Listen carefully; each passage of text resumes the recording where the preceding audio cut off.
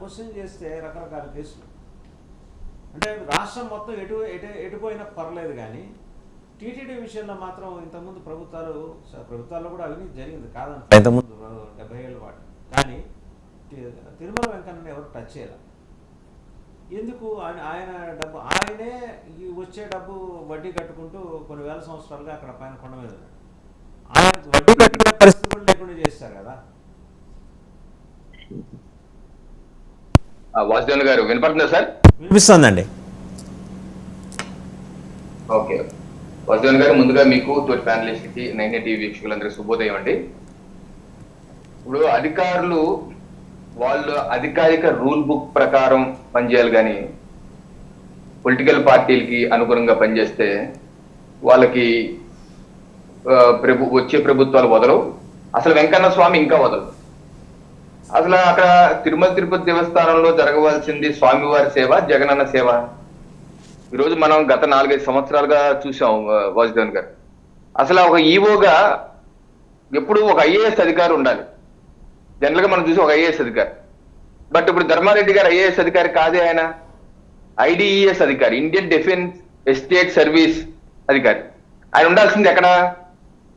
Cantonment ఏరియాల్లో అక్కడ ఉన్నటువంటి వ్యవస్థ చూసుకొని మిలిటరీ కంటోన్మెంట్ అటువంటి ఏరియాలో ఉండాల్సిన వ్యక్తిని తీసుకొచ్చి దేవాలయ తిరుమల తిరుపతి దేవస్థానం రాజశేఖర రెడ్డి గారి హయాంలో 2005లో జేఈఓగా పెట్టారు. జగన్మోహన్ రెడ్డి గారి హయాంలో ఏడీఓగా ఈఓగా పెట్టారు. దగ్గరగా 9-10 సంవత్సరాలుగా అక్కడ పనిచేశారు. బహుశా అది రికార్డ్ ఏమో.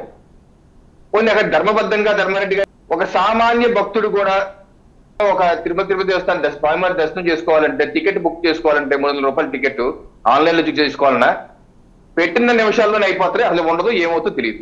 అంటే టికెట్లు గోల్మాల్, దర్శనాల టికెట్లో బ్లాక్ల్లో అమ్మేసుకుంటూ వాళ్ళకి కావాల్సిన చెడు అక్కడ గోల్మాల్. పోనీ నేను వసతి గృహం బుక్ చేసుకోవాలంటే ఈ వైసీపీ ప్రభుత్వ రాగానే రేట్లు పెంచేస్తారు. 500 ఉన్నది 1000 రూపాయలు చేయిస్తారు. పోనీ అక్కడ వసతులేని బాగుంటాయంటే అది బాగు. అక్కడ హైందవులకి భారం మోపటం. పోనీ అక్కడికి వెళ్ళినప్పుడు అలిపిరి టోల్ గేట్ వద్ద లోపలికి వెళ్దామంటే అక్కడ కూడా టోల్ ఛార్జీలు డబుల్ ట్రిపుల్ పెంచేస్తారు. అదో బాధుడు, హైందవులు అదో బాధుడు. పోనీ మెట్ల దారి మీద వెళ్దాం అనుకుంటే గతంలో మెట్ల దారి మీద వెళ్తే ఆ మెట్ల మీద కార్పెట్ అది వేసి ఎండాకాలం వాటర్ తో తడిపి అందిస్తుండేవారు. అటువంటిది అంతే పోయింది. పట్టించుకునే నాదులు లేడు. కనీసం వాళ్ళకి టోకెన్ టికెట్ ఇచ్చారు ఫ్రీ దర్శనానికి.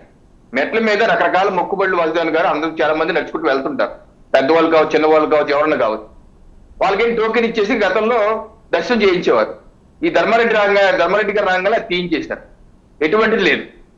పోనీ క్యూ లైన్ లో వెళ్దామా అంటే గతంలో అయితే ఏ సమయానికి అసలు భోజనం సమయానికి అయితే కొంత పులిహారో లేకపోతే పిల్లలకి పాలు లేకపోతే బ్రేక్ఫాస్ట్ సమయంలో టిఫిన్ ఇచ్చేవాడు. అది ఇవ్వటం మానేశారు. ధర్మారెడ్డి గారి హయాంలో జగన్మోహన్ రెడ్డి గారు ఇవ్వటం మానేశారు. ఎవరన్నా గొడవలు పెట్టుకుంటే ఏదో అప్పటికప్పుడు కొంత ఇవ్వటం, అది కూడా నాసి రకం కల్తీ పాలు ఇటువంటిది ఇవ్వటం. పోనీ దర్శనం చేసుకుంటా గర్భగుడిలోకి వెళ్తే మీకు అందరికీ తెలుసు, వెళ్తున్నప్పుడే కాళ్ళ కింద నుంచి నీళ్లు వెళ్తాయి. ఎండాకాలం అయితే చన్నీళ్ళు వెళ్తాయి, శీతాకాలంలో అయితే వేడి నీళ్ళు వెళ్తాయి. అంటే ఇది ఒక భక్తుడిగా పవిత్రంగా వెళ్ళాలని మనం అందరూ కోరుకుంటాం. అది కూడా తీయించేశారు. భక్తుడిగా పవిత్రంగా వెళ్ళాలి అన్నది కూడా తీయించేశారు. పోనీ లోపలికి వెళ్ళి శ్రద్ధగా స్వామి దర్శనం చేసుకుందాం అనుకుంటే శుచి శుభ్రత లేదు. ఎక్కడ పడితే అక్కడ దుర్గంధం, అక్కడంతా శానిటేషన్ లేదు, ఏం లేదు. అందుకనే శ్యామలరావు గారు రాగానే శానిటేషన్ కొంతమంది అధికారులు సస్పెండ్ కూడా చేశారు. కొండపైన అసలు శానిటేషన్ వదిలేశారు, గాలి వదిలేశారు. పోనీ దర్శనం చేసుకుని బయటకు వచ్చి ప్రసాదం స్వామివారి ప్రసాదం తీసుకుందామా అంటే రేట్లు ఎక్కువ, క్వాలిటీ లేదు. పోనీ అక్కడికి వెళ్ళి మధ్య అన్నప్రసాదం ప్రాంతంకి వెళ్ళి భోజనం చేద్దామా అంటే నాసి రకమైనటువంటి స్వామివారి ఫుడ్ అందిస్తాం. ఇవన్నీ వెరసి తిరుమల మీద కాంక్రీట్ జంగిల్ గా చేసేయటం. అన్ని ఎక్కడ లేని కలదో అన్ని చోట అవినీతి, ఎక్కడ ఏమి వదలలేదండి. ఆఖరికి ఫుడ్ సప్లై చేసే రకరకాల యొక్క వెండర్ని క్వాలిటీ సప్లై చేసే వాళ్ళందరూ తీసేసి మీందా చెప్పినట్టు థామస్ తో కుక్కు ఎవరినోళ్ళు పెట్టి నాసి రకమైన పెట్టి లక్షలాది కోట్ల రూపాయలు కమిషన్ నొక్కేశారు. ఇంత దారుణమైన పరిస్థితి సామాన్య భక్తుడు కూడా విలువలు నడిపోయే పరిస్థితి. ఇటీవల 1 రోజుల క్రితం మా మిత్రుడు ఒకసారి వెళ్ళొచ్చాడండి. ఆయన వెళ్ళొచ్చాక నాకు చెప్పాడు, చాలా మారింది కిరణ్ గారు, బాగా మారింది. గతంలో అయితే కనీసం హుండీలో డబ్బులు వేయటాకంటే వాసుదేవన్ గారు హుండీలో డబ్బులు వేయటాకి దర్శనం చేసుకుంటా హుండీలో డబ్బులు వేయటాకి పెద్ద క్యూ కొట్టేసుకునేవాడు. అటువంటి పరిస్థితి క్రియేట్ చేశారు. అలాంటిది ఇప్పుడు అలా లేదండి, సిస్టమేటిక్ గా చేసుకుంటున్నాం. అలాగే ఇటువంటి నేను చెప్పిన వాటర్ ఇటువంటిది ఇంప్రూవ్ అయిందండి, ఫుడ్ ఇస్తున్నారు, క్యూ లైన్ లో సిస్టమేటిక్ ఎంత మార్పు వచ్చిందో చూడండి, ప్రభుత్వం మారిన 10 రోజులకి 20 రోజులకి మార్పు వచ్చింది చూడండి అని చెప్పేసి అభినందించారు.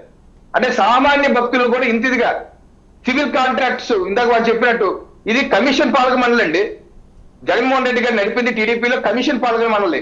ఎప్పుడు ఇటువంటి చూడలేదు. స్వామివారి హుండీలో వేసే డబ్బులు కింద తిరుపతిలో ఖర్చు పెట్టడం ఏంటంటే, తిరుపతిలో రోడ్లు వేస్తారా, అటువంటి రోడ్లు వేయించారు. తిరుపతిలో శానిటేషన్ అంట స్వామివారి వల్ల అక్కడ మురికి పెరిగిపోతుంది తిరుపతిలో, దానికి డబ్బులు దిక్క నుంచి స్వామివారి ఇచ్చిన హుండీ నుంచి డబ్బులు కేటాయించిన దిక్కుమాలిన ప్రభుత్వం. మేమందరం ధర్నాలు చేస్తే మళ్ళీ వెనక్కి తీసుకున్నారు. ఎప్పుడు చూసామండి ఇటువంటివన్నీ? స్వామివారి భూమి అమ్మేసే ప్రయత్నం చేశారంటే మీరు కస్టోడియన్ గా ఉండాలి. అన్ని పార్టీలు, ప్రతిపక్ష పార్టీలు ధర్నాలు చేశారు. కరోనా సమయంలో కూడా మాలాంటి కూడా ధర్నాలు చేసి ఫేస్బుక్ లో అట్లా సోషల్ మీడియా పెట్టాం, ఆపారు. మళ్ళీ అది ఫిక్స్డ్ డిపాజిట్లు అండి. ఇప్పుడు విజిలెన్స్ అధికారులు అన్ని విచారించాలండి. విఐపి దర్శనాలు, సేవా టికెట్లు, నగదు,